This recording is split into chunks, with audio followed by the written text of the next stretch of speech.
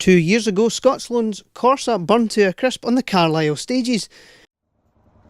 Now he was back with a new and improved Corsa, despite last-minute engine problems. As with any new car, there were a couple of teething issues, the gear linkage coming apart mid-stage, resulting in a stage maximum. Third in the class at the finish, and a driver who was incredibly happy to be back.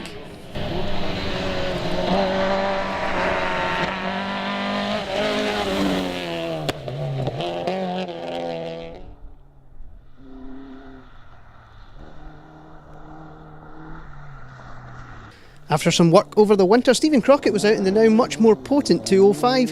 Things were running well until he managed to find this hole at the end of SS5.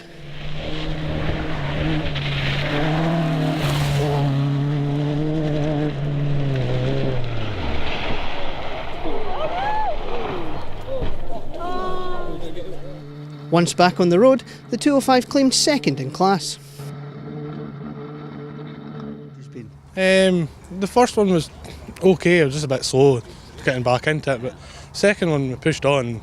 Well, I've ended up no mirrors and dented wings, but came out a good time, so quite chuffed. Is that these chicanes?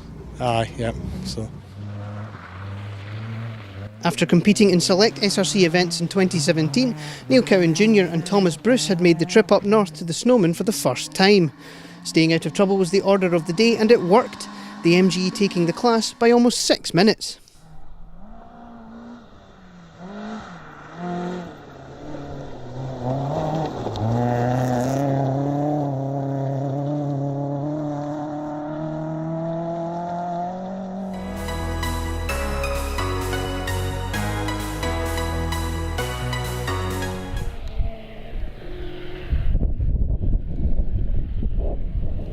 Taking third in class, Chris Bailey and Alan Cow bounced their 205 off some Milbury chicanes before flattening the exhaust on SS3.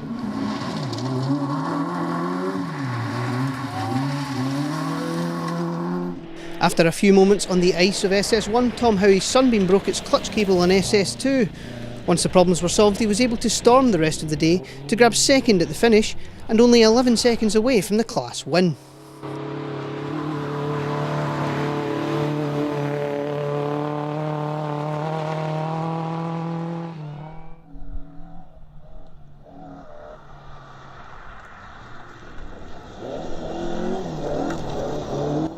The top of Class 2 was a Sunbeam benefit, James Campbell and Kevin McIver taking the win in the ex-Michael Stewart car.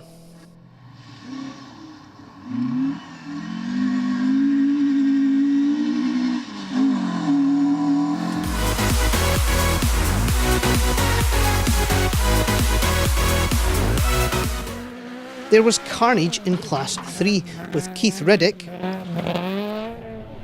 Ross Hughes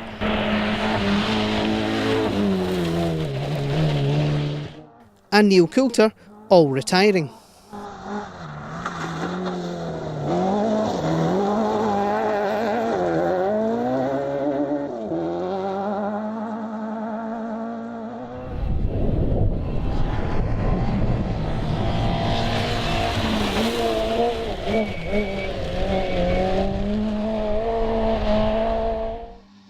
Also failing to finish, Scott Macbeth was dominating the class in the C2, right up to the point where he found a C2-sized hole on SS4.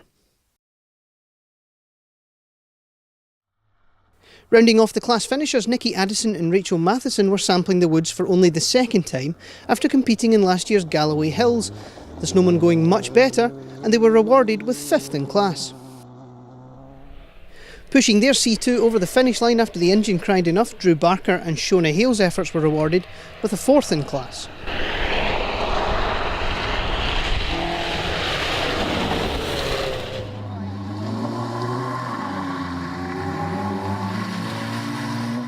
Five minutes up the road, it was a solid 3rd in class for Andy Struthers, despite a few visits to the undergrowth throughout the day.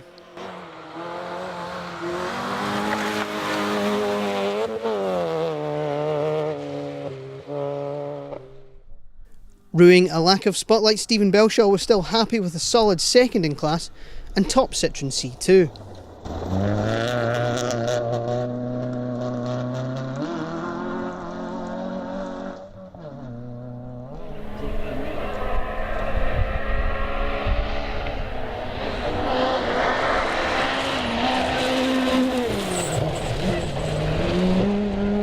On his second event in the R2 Fiesta, Finlay Ritson dominated the class to the tune of almost 3 minutes and took the top junior prize, the young driver learning the car before his BRC campaign.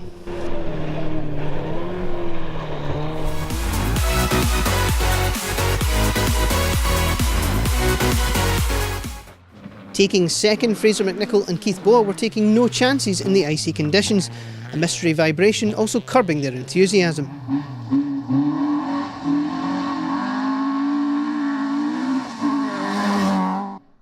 A minute up the road in 17th overall, Paddy Munro was flying in his Escort, his performance netting him the John Horton Star Driver Award.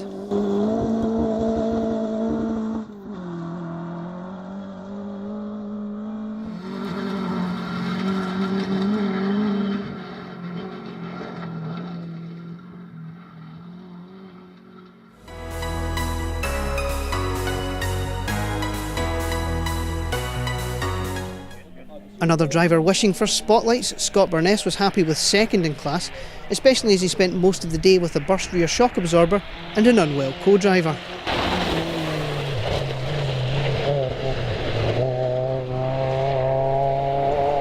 Martin, first service and you're leading your class. Tell us about your first two stages. Pretty slippy. The first one towards the end was pretty icy. The second one was very muddy and slippy, but we're here with a couple of wee moments, but we'll survive. Seem to have a good time in that second stage. It was alright, with a wee bit of a wobble at flat out heading for the finish, but it's all good so far.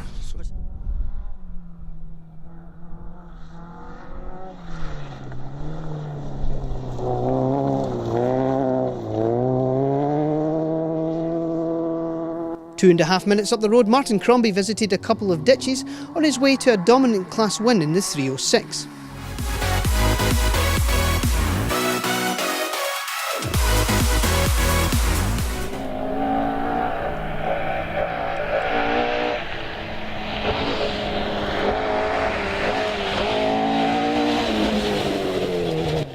Campaigning an unusual rear-wheel drive Fiesta, Stephen and Mary Wood entertained the spectators on their way to second in class at the finish. How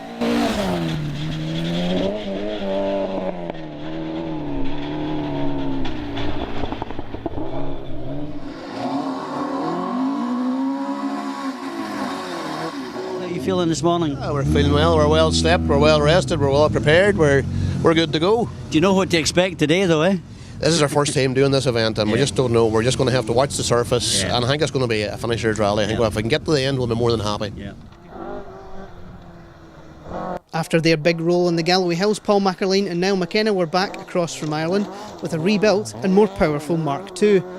Despite facing backwards in Milbury, they took their first ever Class 7 win in Scotland by 1 minute and 20 seconds. And it's nice to see them back in the SRC.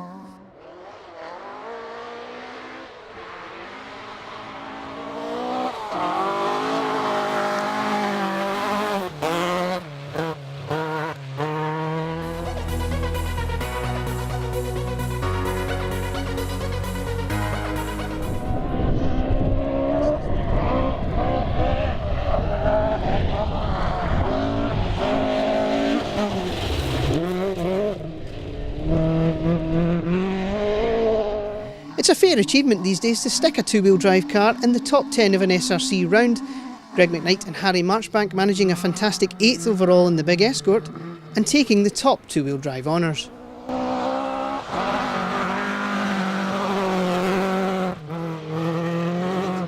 Took it a bit cautious at the start and just built the pace up. And the last two were a right good push. The end of stage 5 was brilliant. It was just as if the stage was made for an Escort. So no, a good day. First time out in anger though, we had 2.5 in it. How did that go today? Aye, good. Obviously a lot of power for the conditions, but no, it was really good. I was up with him in the McRae a few months ago, but first time out in this championship obviously with him, so it was a good start I think. I would imagine it would be quite an exciting ride today. Oh aye, there's more side window than front to be honest. Aye.